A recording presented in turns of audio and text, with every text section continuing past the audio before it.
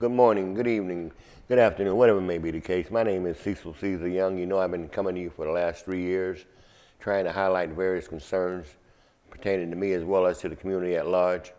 And what troubled me last night was hearing the other night so many people that got shot in New York, and knowing that out of the people that got shot in New York, there was about 3 of them died because of the shooting that took place, and 11 or 9 were wounded after leaving a club or in the middle of a nightclub around 3:30 in the morning.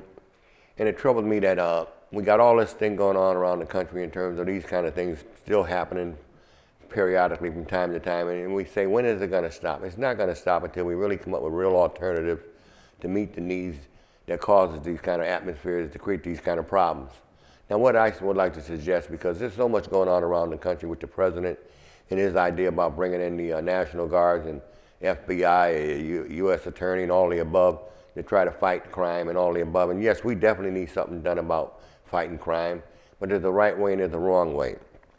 And in terms of the immigration situation goes, I mean, I have mixed feelings about that in terms of immigration. Yes, there need to be done to the proper steps and so on in order to bring someone into America and all the above. But the way that they're going at it and the way that they're running down people and the way that they're treating them, yes, I have a problem with that part, and I would hope to God that they could change that approach, because they're still in America and we still have ethics and we still have laws in America by how we treat people, how we want people to treat us. And it troubles me because, again, I say about the shooting that took place in New York, I wonder to myself, when I go to the club here in Bridgeport where I live and been born and raised, and I think about from time to time, yes, this same situation could have happened in one of the clubs that I could have been hanging in 2 or 3 o'clock in the morning, getting ready to go home after a good night out. And this kind of situation could happen. And the question is, why come these situations could happen in clubs, knowing this matters in neighborhoods where people are been known to carry guns, known to have these kind of situations happen outside the club and inside the club? Why is it that we can't come up with a 20th century idea on how to deal with this before it even comes to that? And instead of just talking about, okay, more police, more military and personnel involved in our streets, I think what we need to do is come up with a different approach. And that approach should be is to train these officers to pinpoint these different locations, where these clubs are at, where these bars are at, and to find out what time they close. And from time to time, go into these clubs throughout the day, go out in these clubs throughout the night, okay, when the hours of people hanging out and partying and so on, especially during the summer months. Go to these clubs and see what's going on in these clubs. You can walk in and out of these clubs from time to time because they're in your area, okay? And you don't have to go in there with the hostile attitude of causing anyone any uncomfortness. All you're doing is just kind of letting people know that, hey, we have police in the area and that they're going to stop from time to time into these bars. And if someone's carrying weapons in a bar and you show up in that bar, very well likely, if you come in there with your flashlight, you might find weapons being dropped on the floors or laid under the counter or wherever, okay? So you might want to use these kind of techniques from time to time to prevent some of these things from happening inside the clubs. I would also suggest that the police department should consider knowing that these nightclubs create this kind of atmosphere.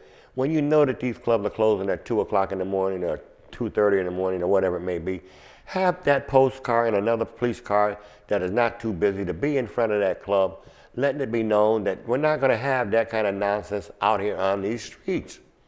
Okay, this is the reason why people are afraid to walk these streets, because God forbid you go into the neighborhood store and all of a sudden that bar is next to that neighborhood store and you're coming out the store going to thinking you're getting into your car going back home, and because of somebody hanging out around that club and knowing that there's no police, there's people that have been known to carry weapons and hang out, if that police was there, that could prevent maybe that from happening. And that is why I say to the United States and all over America, yes, crime is down all over America. Thank God for the community policing grants that they've been getting over the years, because yes, apparently it has made a difference. And now what troubles me is that now that we have the National Guards, the FBI and all the above telling homeless people, you can no longer hang on these streets, you can no longer hang in these parks, the question is, where are they going to go? Okay, so now you've got community police officers that have been out there doing community policing are going to find themselves being forced to have to deal with these folks that they walk by oftentimes and not really spending the kind of quality time they need to spend to get to know these people instead of just walking by them. Because now you're going to be forced to tell them they have to get off the sidewalk, they're going to have to get out the park, Okay, there's no more hanging out, hanging around because the president is coming up with a law that is forcing people and forcing you to enforce the law, whether you like it or not. And you're going to do it in order to keep that job. And the question is, I say to myself and around America, if we could spend this kind of money to have the National Guards come out, and if the president really wants to make our streets safe and make our communities safe, it shouldn't just be Republican governors from around the country that's going to do this in terms of honoring the National Guard that want to come to their states to make it safe for those residents. It should be Democratic governors as well. But what they should do is come up with a plan that's going to say, hey, hold up, National Guard, we do accept you coming into our neighborhoods, because maybe you can revive some of our neighborhoods in terms of those abandoned buildings, those abandoned storefronts that people left because the customers just don't come out there no more like they used to, because the neighborhoods are not like they used to be, because of the drugs, because of the gangs and all the above. Maybe if we had National Guards located in different locations in different areas, not there to harass, not there to intimidate, but to let people feel a sense of peace of mind when they go out there or when they send their kids to the grocery store. A lot of neighborhoods throughout the country, and our neighborhoods are blighted like this, with abandoned buildings, burnt out houses, and all the above. There's so many things that these National Guards can be doing in terms of helping us to go clean up some of these lots, clean up some of these houses, board up some of these buildings. They don't have to be out there just to enforce a no loitering. Okay, yes, we want our streets to be safe, but we know, Mr. President, that we got folks that don't got jobs, they don't got skills. A lot of them have been forced out of work. Even you yourself have laid off thousands of people around the country who are going to find themselves homeless, trying to maintain them big homes, trying to maintain them big car payments. They can't afford that with the kind of lifestyle that they've been used to living. So they're going to find many of them doing out there on the streets like those homeless folks that you're talking about need something done about. These are going to be the same kind of people. Matter of fact, these are the same kind of people. They are veterans. They are people that have worked in places that have caused them to have different problems because of where they worked at, and have come to a point where they no longer can survive like they used to, and they're falling on hard times, so they need state assistance, they need government assistance. And as I said before, as much as I want to talk about we and my unjust termination, which I will do, I want to talk about ethics, okay, as well, because all of this connects together. But I want to show you also community policing, and I want to play a videotape of what it takes to do real community policing. Okay, I know a little something about this. God had blessed me with the power and authority to do this kind of thing. And what I'm going to do, I'm going to play an audio tape of me and my reaction with one of the lieutenants at the time, Lieutenant Gibbons, who maybe is a retired lieutenant by now with the Bridgeport Police Department, who on Stratford Avenue, when they were having a lot of shootings, a lot of killings, and there were people who were afraid to go on those stores, they were afraid to hang out on the avenue because of all the killings. Okay, I took it upon myself at that time. Mayor Tom Busey was mayor, and I asked him would he assign me to become a liaison between the police and the community on Stratford Avenue, which he did do. He assigned me to do that. He assigned me by sending Superintendent Walsh a letter requesting that these details meet with me on Stratford Avenue, and my job was to introduce the police officers to the community, as well as to the merchants and to the residents at large. Okay? And it wasn't easy doing that.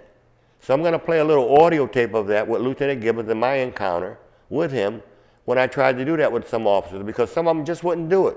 There would be officers that were supposed to meet me on Stratford and Newfield, and they would not be there. And they would say they're there, but they wasn't there.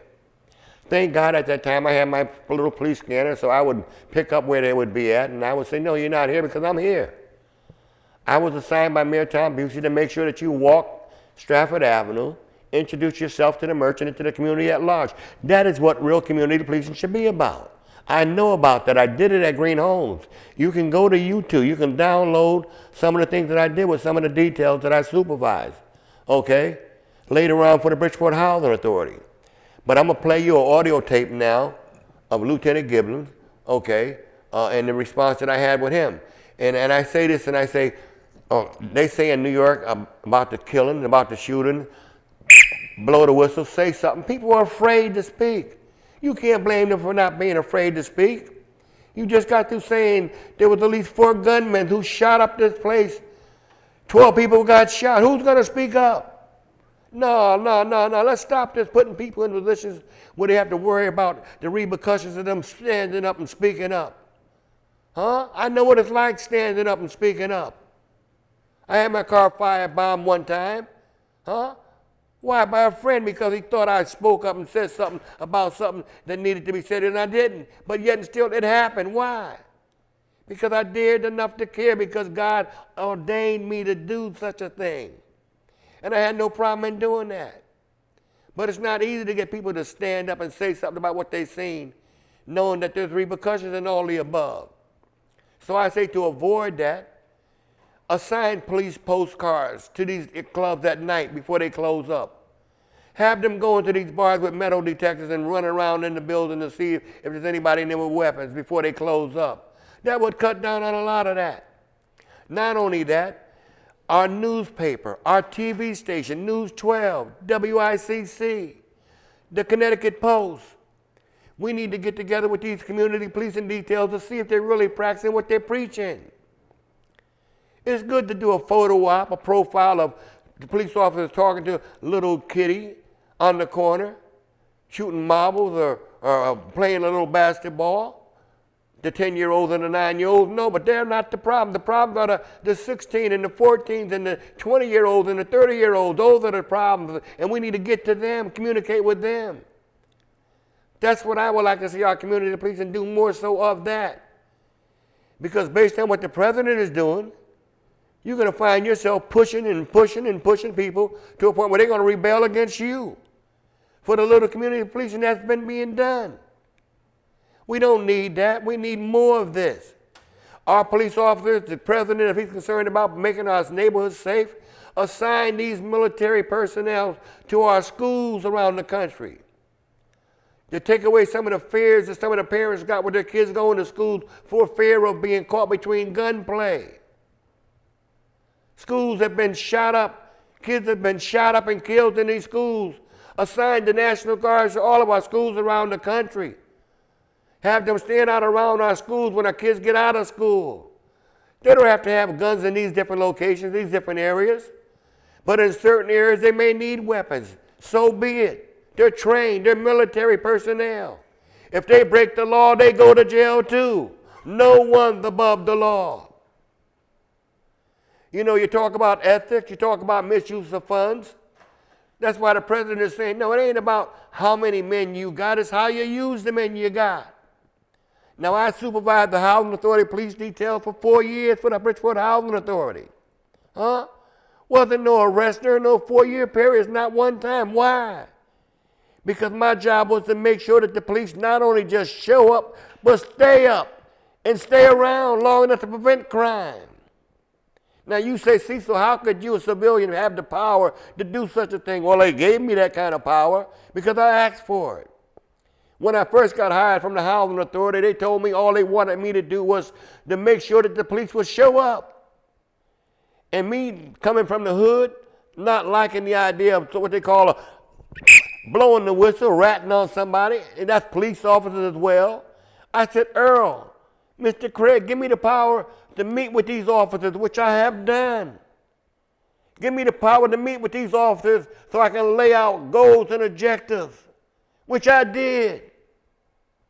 Sergeant and a patrolman, sergeant and a patrolman, sergeant and a patrolman, sergeant and a patrolman. I supervised these officers, gave them goals and objectives to do what? To prevent crime. Go to Green Homes, look at the YouTube.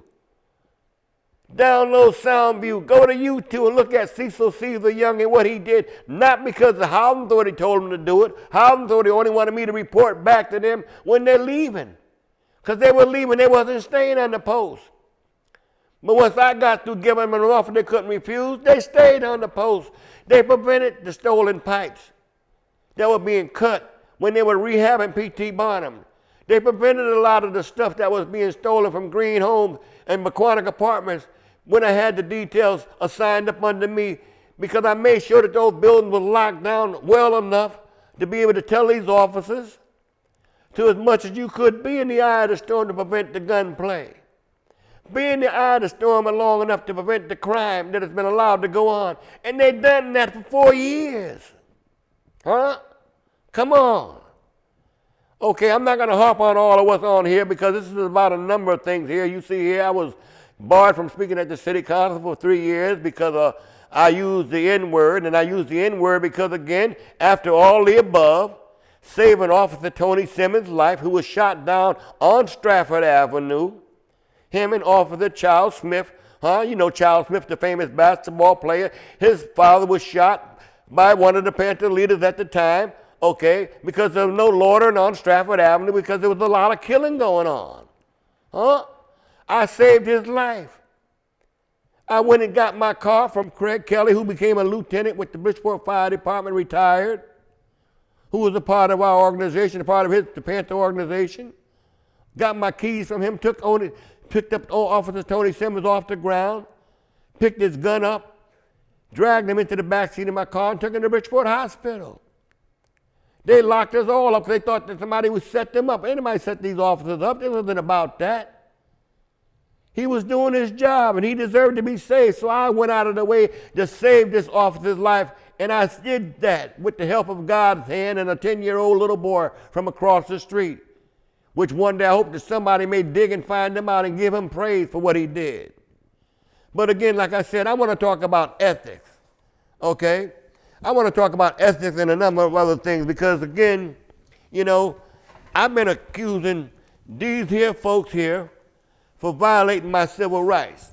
Albert Murphy, Gerald Weiner, Mike Cohead, Dr. Evans, Jody Paul. These people violated my civil rights. Why? They said I didn't come to work. You talk about ethics? What kind of ethics do they have? Here's the termination letter saying I was terminated for not coming to work. You heard the story. What kind of ethics do they have? Jody Paul, look at her name there. She terminated me for not coming to work when there's proof that I came to work. Y'all heard the story. What am I supposed to do? Keep saying the same thing over and over again? Why not? Doctors note that the labor board called literally strips of paper. Albert Murphy called these strips of paper. These are full doctor's notes, given a diagnosis that I was being treated for extreme anxiety, which I didn't have to tell them that, but they forced me to tell them that because they wouldn't accept the regular doctor's notes outright. No. So what did my doctor, Albert Walters, have to send a letter, to Dr. Wayne, a clinical psychiatrist, to specialize in people with disorders and emotional and depression and all the above and extreme anxiety. That's what I've been being treated for 19 years. They said his signature was unillegible. That's the way Dr. Walter writes, a loop. Down here in 2005, a loop. The same loop in 2005, I had a leg injury. They honored it then. Why didn't they honor it then and not honor it now in 2006? The same loop. What troubles me is that Dr. Evans didn't say nothing about the loop. Jody Paul didn't deny the loop. It was Albert Murphy and Gerald Weiner and them folks who ignored the evidence. All because of me doing what? Talking about terminated dirt piles. Dig up at the city health department that our kids were playing up under. There and sliding up and down on. Bringing home contaminated soil into their life, into their homes, could cause them cancer. But because it cost the city $250,000, they got upset and wanted to terminate me after 27 and a half years. 27 and a half years, could you believe that? A man of action like me, put more police in public housing, make it safe for people. Years I've been speaking about this kind of stuff. Young foretold his woes about the housing authority. Mike Daly, managing editor of the Connecticut Post, he wrote the stories. He can tell you the truth. Yet and still, they act like they don't understand what was going on. Here it is. You got my time at that time, my wife, Patricia Nichols. She was Patricia Nichols. I married her on March 16, 2006 because I feared that they would fire me because of them terminated dirt piles. And do you believe it that they did? Even though you see here on March 15th, Huh?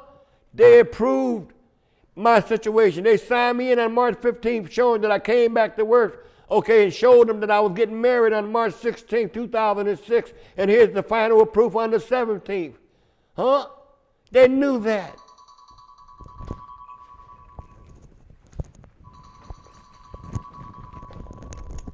Yes, and that is why I say to you, we have to talk about this and much more. Are you there? Hello. All right. Yeah, you ready to go, baby? Cecil, I'm on my way to you. Yeah. All right. Well, come on. And meanwhile, I'll keep talking. All right. All right. Sorry about that right now. Anyway, let me go back over here again for a minute. That was my new wife. My present wife passed away some 5.5 years ago, because they stressed her out to death by smoking her cigarettes to death. That caused her to have her lungs collapse, okay, to a point where she had emphysema and all the kind of problems. Because of what? Because of an unjust termination that she helped me fought for. She fought for me. For 30 years, she fought with me.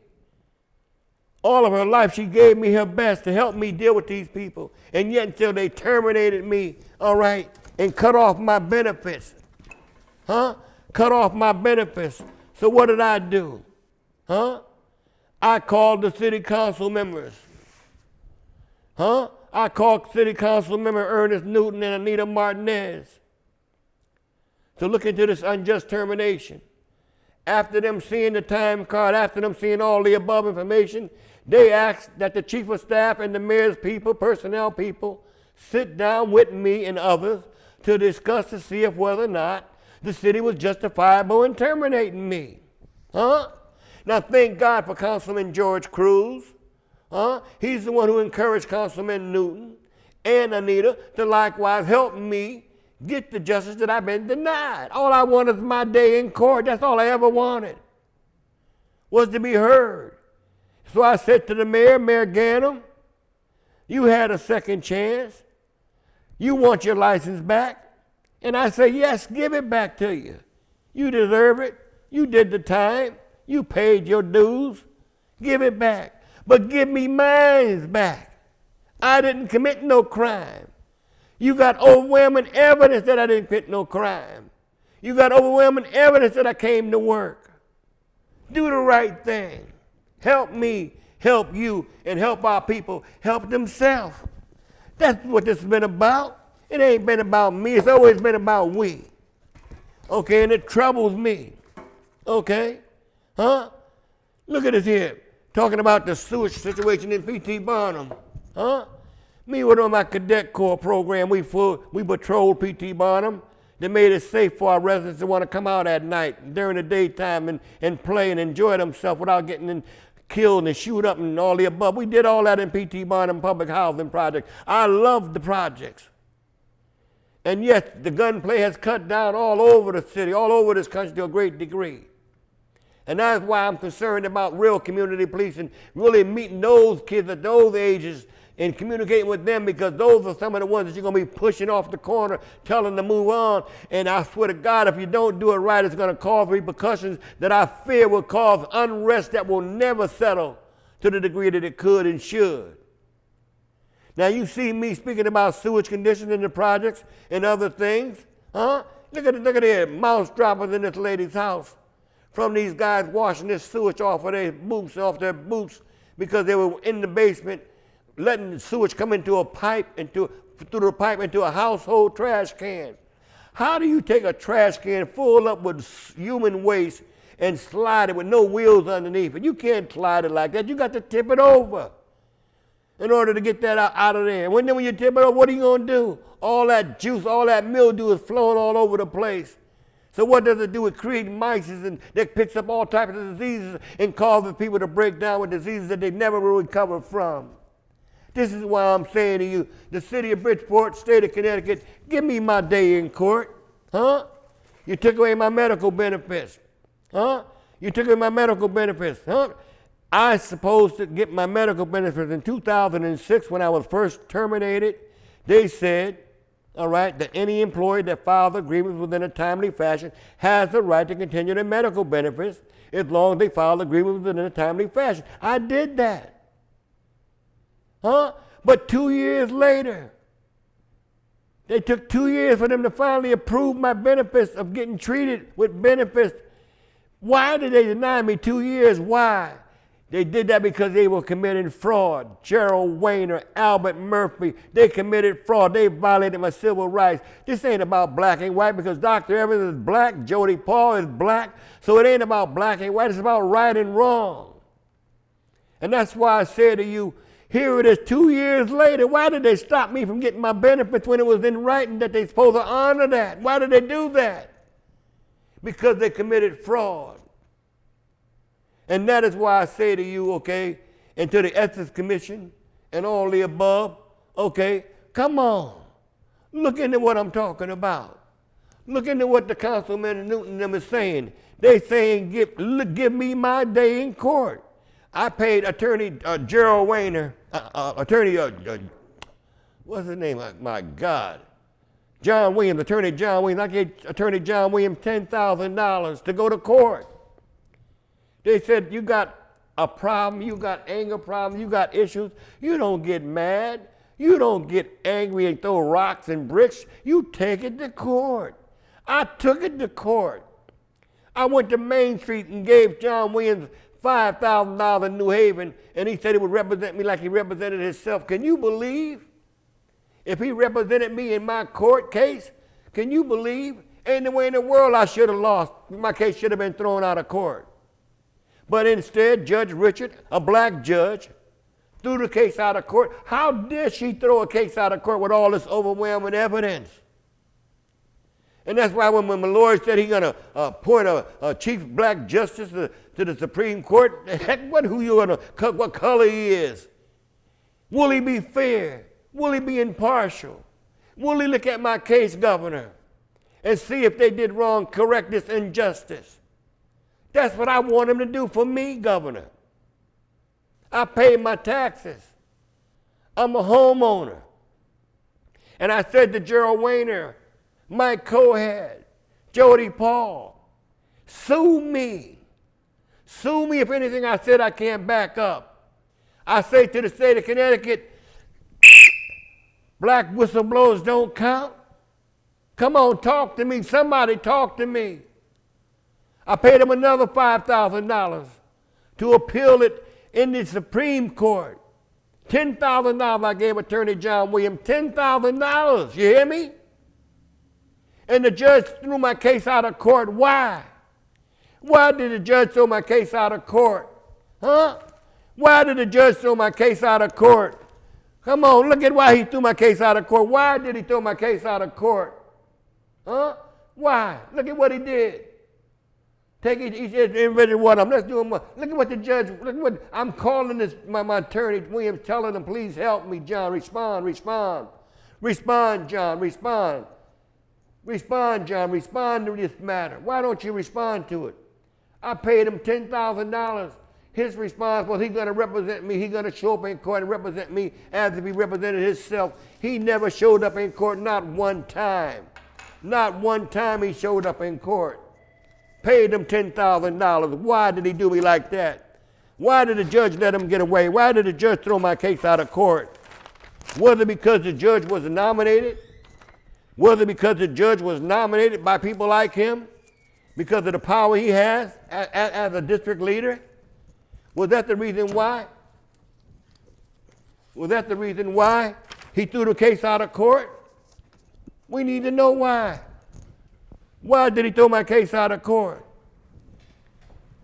Huh? Come on, baby. Go read. Let me get this all over again. Here you go. You go, get you your thing here, baby. Do your thing. Let me. You got your copies or what you go there? That's go on number one. I mean, come on. Look at it. Number 4, come on. What are you doing to me, Attorney John Williams? I paid you money, $10,000. You keep promising me you're going to show up in court. Why didn't you show up in court, John Williams? Huh? But instead you keep saying you're going to show up and that you represent yourself. You never showed up. Why? Why wouldn't you show up, Attorney John Williams? I gave you $10,000. Judge, why did you throw my case out of court? I have a right to have my day in court. I have a right to be heard. Why would a Supreme Court judge dismiss my case just because? Huh? Now, I'm going to play Lieutenant Gibbons right now and let you hear what he got to say, all right? Because there ain't no way in the world, all right, that this should go on. But baby, now go ahead, let you go. I'm gonna have her go back over the words again. When it starts, then you can stop. I got so many things going on around there right fast, but that's all right too. We're gonna get to it. Let me give me this. This is Lieutenant Gibbons.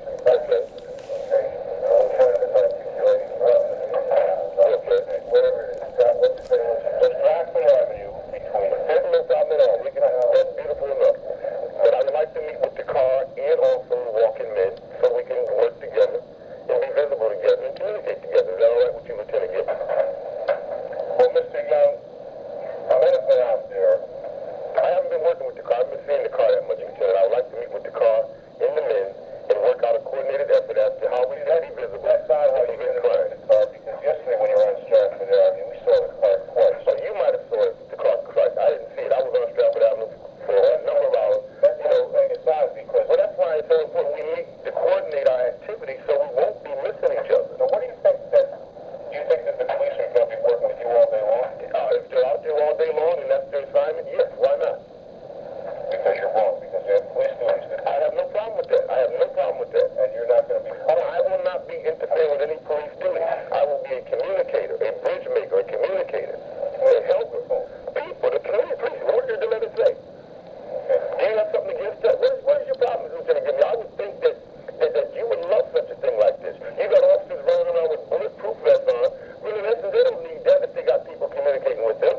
And I'm saying that I'm out there trying to establish a relationship. So that's going to see that we don't need that kind of tension. And I'm thinking that you as a lieutenant, as someone who I've had a problem with in the past in terms of this same kind of situation, we've been through it, and we resolved our differences. What you're saying is that you order my men to take off their bulletproof vests. No.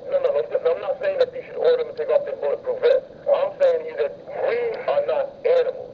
The neighborhoods in which these officers patrol in are not animals running rampant and will jump on officers. We don't live in that kind of environment where people are totally, everyone doing it like that. You're going to hear rhetoric enough. When you say we are not animals, who are you referring to? Meaning the people of the East End, the people in these neighborhoods that we have these extra details in. And I'm saying, who's saying they're animals? No, I just use it as a hype. No one's saying that. Don't use any hypothetical with me. Well, my apologies. My apologies. Get out of here. No problem with that. I have no problem with it. Get out of here. I have no problem with that. My apologies, Lieutenant. Get out. We work for my apologies. Can I out of the office before you're arrested? Look, if you want to arrest me, you can arrest me, but I don't know why you would want to arrest me to begin. I think that it's wrong that you're going to get out of the office. I'm trying to discuss something with you. You ain't signing me on anything. I'm surprised. You used to know your practice. You used to be a nice lieutenant. I don't know. But Lieutenant, what time should I wait for the details?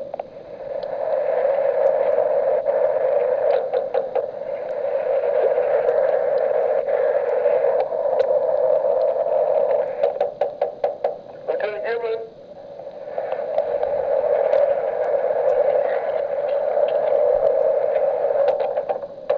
Yes, Lieutenant Gibson, can I find out what I need to detail? What time should I wait for him? Should I wait for him, to meet with him? To go over here and watch for him because I told you what happened. Yeah, but, he said that. He said that. The walking detail, I tried to on a homicide. From last night. It's from last, they're not going to be on the avenue right now.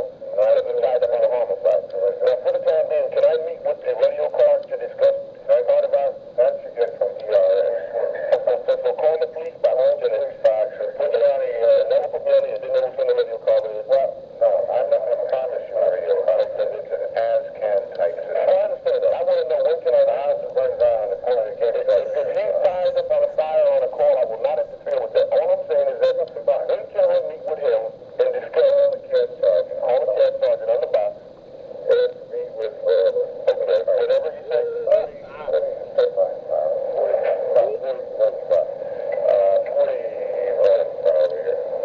All right, I'm gonna stop that there. Basically what I'm trying to say is in essence that, see, even though Lieutenant Gibbons, we had a little situation with him in terms of the past, he's not a bad guy. He wasn't a bad guy at that time, other than the fact that he wasn't used to hearing guys like myself, who as a younger person out in the hood, they used to chase and run around through our neighborhoods and so on and so on. And I understand that. It's hard for them to want to accept the fact of listening to someone like myself who came from P.T. Barnum, who grew up in the hood, and telling somebody with power and authority on goals and objectives in terms of how to relate to our people. Over the years, I've turned over hundreds of stolen pocketbooks that were stolen from people in Black Rock and Fairfield Avenue and in that area. I used to turn in stolen cars that the kids would steal oftentimes and run through PT and tear down the poles and rip through the projects, and I used to turn them in before they would tear them up too bad. So I've always been involved in doing community stuff like that all my life. But as I said before, it ain't about just me, it's about we. But now what I'm gonna do is now play you again some parts of what I played with Dr. Evans pertaining to my coming to work or not. Did they acknowledge that or not? So I'm gonna let you hear some excerpts of Jody Paul, and you're gonna hear Dr. Evans confirming the fact that, she's gonna get a big laugh out of the fact, I made you sick again. I got more of that on the table. I just took little excerpts of some of the remarks she made, not all of it. but I'm just going to give you some excerpts of what she said that, and the fact that she also said that the powers that be, the mayor and all the above, was saying, what are you going to do, Dr. Evans? He made you look like a fool. You're going to hear all that as well. And you will hear Jody Paul likewise. Jody Paul and Dr. Evans confirming the fact that on March 16, 2006, I was at work, even though I'm terminated and has been terminated, okay, since 2006, even to this day. Okay, I have not sat down with anybody with really any decisions being made. So I'm going to play the tape recording of Dr. Evans and Jody Paul.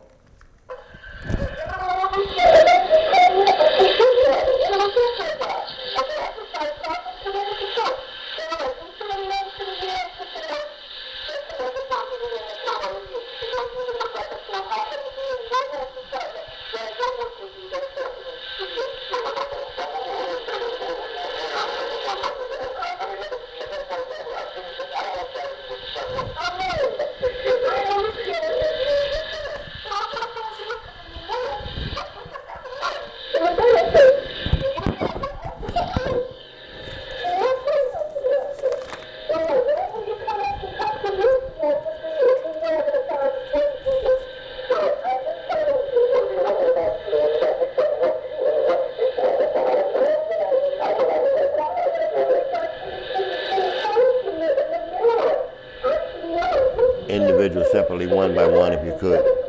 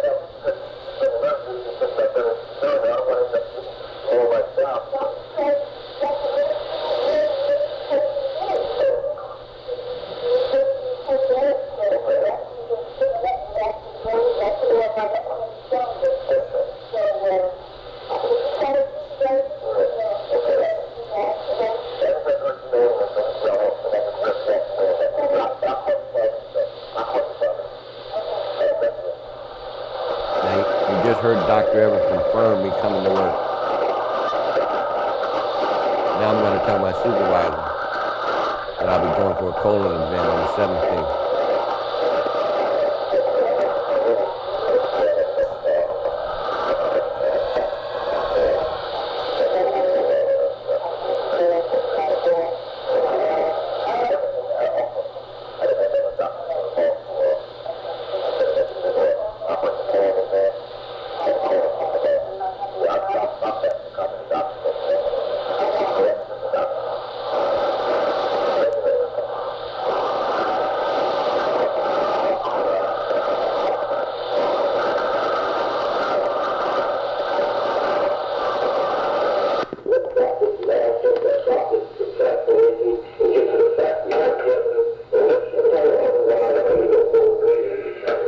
We're now talking to Jody Paul.